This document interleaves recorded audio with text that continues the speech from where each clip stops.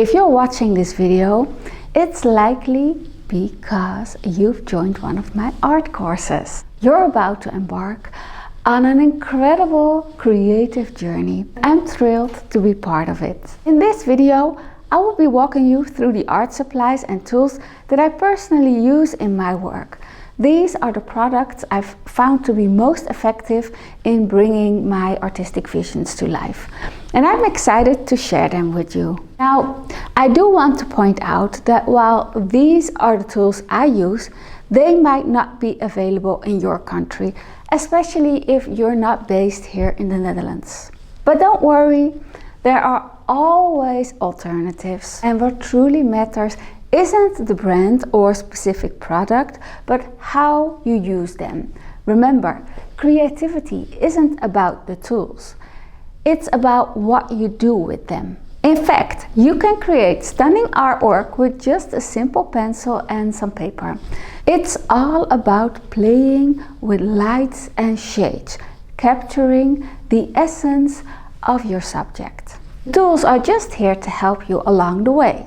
So with that in mind, let's dive into the list of products I use. So this is my art cart and this here is my space.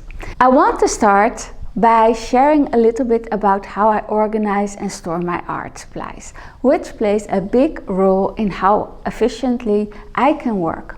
So I have a bar cart that I've repurposed into what I now call my art cart. Originally designed as a cocktail cart where you'd place glasses and drinks, I found it incredibly useful for my art supplies. The beauty of this cart is that I can easily move it around to wherever I am painting. Since I have multiple spots in my apartment where I work, this cart helps me keep all my supplies together and also within reach. On my art cart, I have various products and materials, tools you could say. For instance, I have different pots filled with brushes, like these. These pots are really nice, but they're actually just flower pots. One of them even used to be a lantern, but the glass broke and I thought it would be a shame to throw it away, so now I use it to store my clean, dry brushes. I also have a small table with a rim. It's over here. So this is actually a table, as you can see. It has a rim around it where I keep all my pastels and various other bits and pieces that I use. I tend to toss things here and there, and every now and then I tidy it up. The little pieces of paper and, you know, like the wraps that I use. Where are they? Oh, stuff. There are no wraps here. Oh yeah. Here, you know. So here I keep all my pastels and various other bits and pieces that I use. I tend to toss things here and there, and every so now and then I tidy it all up. The little pieces of paper and wrappers that I peel off my pastels often get mixed in there too. So I clean everything up, including the tiny pastels that have become too small to use. In addition to these, I also have some clips that I use to secure my canvas here. I work on 400 grams fine artist paper from the brand Hanemühle. I chose this paper because it's very sturdy and the quality is excellent. Even if you work on it for a longer time, it won't get damaged by moisture. I usually set this paper against a board or another canvas to keep it upright, and I secure it with the clips. Now let's talk about the core tools I use regularly in my artwork. Well, brushes, of course. I use a lot of brushes. I have several pots, like I said, with all different sizes of brushes, and I also have a brush holder. So this is the brush holder, and you place the brush in it like this, with the bristles pointing downwards, and it's better for the brushes. They will live longer. I'm very particular about cleaning my brushes. I clean them every day, making sure not to leave them in the water for too long. And I rinse them off thoroughly and let them dry overnight. For cleaning, I simply use water, nothing fancy. I keep a container on my art card filled with various pens, mostly black pens, as well as pencils and markers. I have a range of black markers, both thick and thin, which I use depending on the specific details I want to achieve. As you know, I make muses with large lashes and I use different pens for that. And also the paints. When it comes to paint, I use a variety of acrylic paints in different qualities. Recently, I bought a box filled with small acrylic paint colors, which I found fun to try out. While it's true that you can mix all the colors you need, having a variety of ready-made colors is just convenient. Among these, I particularly love using the gold paint, this one, and I use this one. Which I use often, especially for earrings on my muses. And for the skin tones, I frequently use nude, beige and brown shades, and I also use white and pink for the lips, so these are always on top. And I use a variety of shades. And all the colors that are part of my go-to palette, along with the gold marker pens, which I use to sign my work. Sometimes I sign with the crayons, either black or white, depending on what suits the artwork best.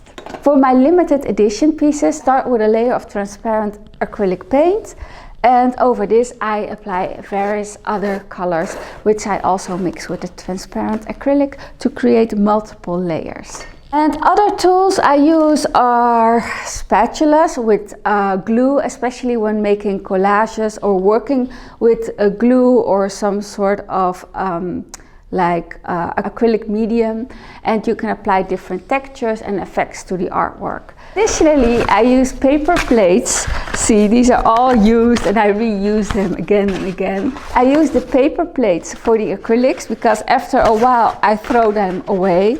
And I keep using them. And for the crayons that I work with, I use the plastic palettes. See, I have so many. Here's another one.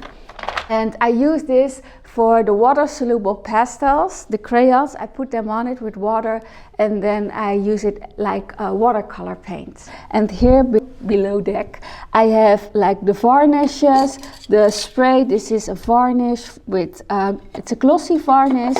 And specifically for work on paper, but I also have the one for acrylics. There's one thinner, there's acrylic gel to make it more thick. Here's another gold, and as you can see, many colors. This is a pastel ground. I even have some glitters. I don't really use it, but you know. And there's glue, there's, you know, like silver and all sorts of colors, pearl, some, I think this is satin varnish, maybe colors that I do not frequently use. Yeah, I can put it in the box. I have another box here with, also have these oil pastels, but I don't really use it.